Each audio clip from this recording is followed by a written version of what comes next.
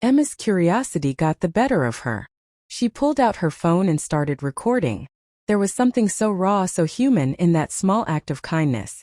The woman's eyes glistened with tears, and the officer's voice was gentle, almost a whisper, as he asked if she was okay and whether she needed anything.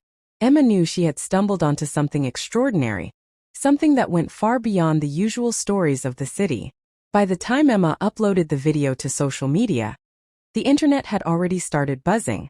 Comments poured in from all over the country, some people praising the officer, some people questioning whether this was even real. But Emma didn't care about the arguments online. She just wanted people to see this: kindness, humility, and humanity in action. The officer's name was Daniel Harris.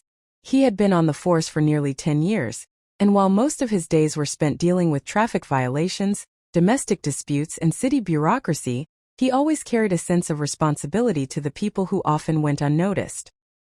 He didn't see the homeless woman named Margaret as just another case. To him, she was a human being deserving of respect, dignity, and care.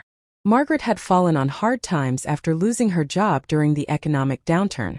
She had no family nearby, and her health problems made it nearly impossible to work. Every day was a struggle just to find a warm place to sleep or a meal to eat. But on that cold morning, something as simple as a warm blanket and a cup of hot coffee brought tears to her eyes. Not just because of the warmth, but because someone actually cared. Emma's video captured not just the act itself, but the humanity behind it. She narrated, "Sometimes we forget that kindness can be as simple as listening, offering warmth, or a smile. But today I saw something I won't forget. And I hope you won't either." The story didn't stop there. Overnight, Daniel and Margaret became the faces of a movement. Local news stations called Emma for interviews, social media influencers shared the video, and soon, a crowdfunding page was created to help Margaret get back on her feet. The comments ranged from heartwarming messages to debates about law enforcement and social responsibility. But through it all, one thing was clear. People were reminded that one small act of kindness could ripple far beyond its origin. Daniel, initially overwhelmed by the attention, humbly declined interviews at first.